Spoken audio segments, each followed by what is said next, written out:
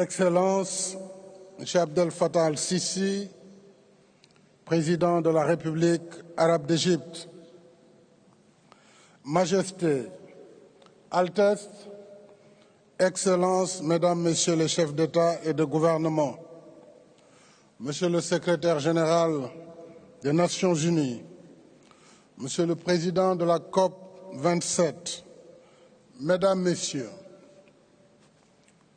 au nom de l'Afrique, je vous remercie vivement et vous félicite, chers frères, Président Abdel Fattah al-Sisi, pour votre aimable invitation et l'accueil convivial qui nous est réservé en terre égyptienne, parée de sa belle identité arabo-africaine et de son charme maritime.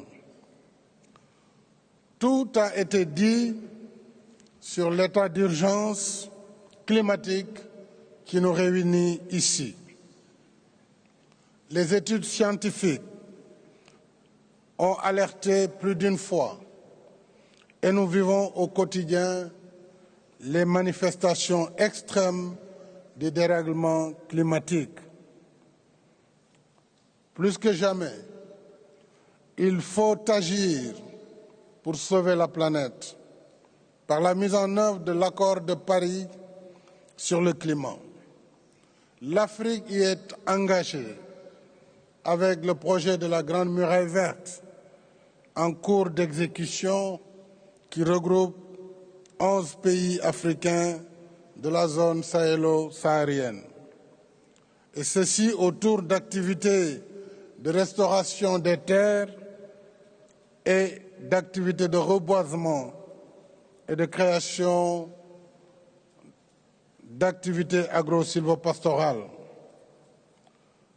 Mesdames et Messieurs, même si elle ne contribue que pour moins de 4% des émissions de gaz à effet de serre, l'Afrique souscrit à un développement sobre en carbone et résilient au changement climatique pour un objectif de neutralité carbone à un horizon raisonnable.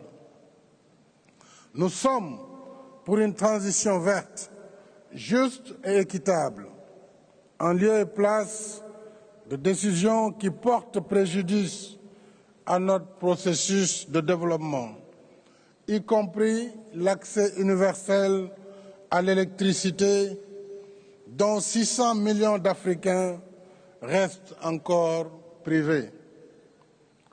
Je rappelle qu'avec la forêt du bassin du Congo, notre continent abrite également un quart de ce qui reste encore des forêts tropicales, offrant à la planète un de ses rares poumons verts, refuge de biodiversité qui contribue à la séquestration du carbone.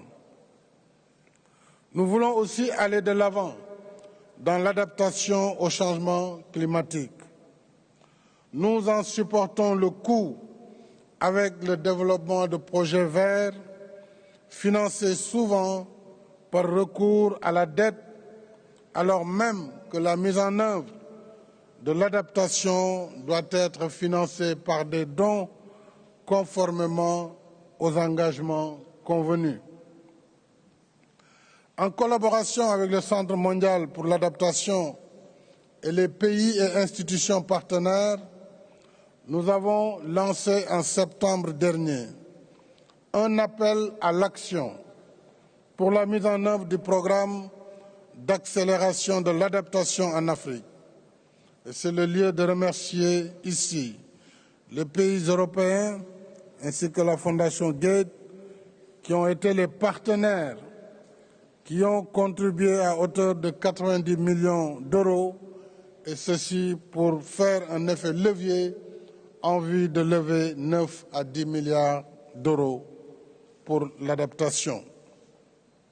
Et selon le Centre mondial, le financement cumulé de l'adaptation prévue avant 2030 représentera, hélas, moins du quart des besoins estimée par les pays africains dans leur contribution déterminée au niveau national. Sharm el-Cheikh nous offre à tous, pays développés et en développement, l'occasion de faire ou de subir l'histoire. Faire l'histoire en tenant nos engagements, tous nos engagements, dont celui convenu de 100 milliards de dollars par an pour soutenir les efforts d'adaptation des pays en développement et qui peinent à être entièrement réalisés.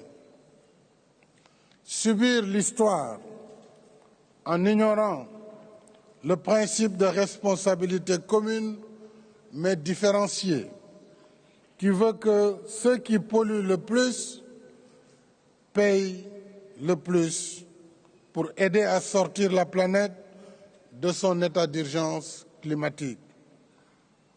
L'Afrique est venue au rendez-vous de Sharm el-Cheikh dans un esprit de participation responsable au sauvetage de la planète, résolue à faire l'histoire et non à la subir. Nous sommes disposés à travailler avec tous les partenaires pour que la COP de Sharm el-Cheikh ne soit pas un constat de plus sur le péril climatique tel que le film vient de nous le montrer, mais une action de plus en faveur du climat dans l'intérêt des générations actuelles et futures. Assurément, le temps ne doit plus être aux promesses, mais à l'action pour sauver la planète, notre habitat commun. Je vous remercie de votre aimable attention.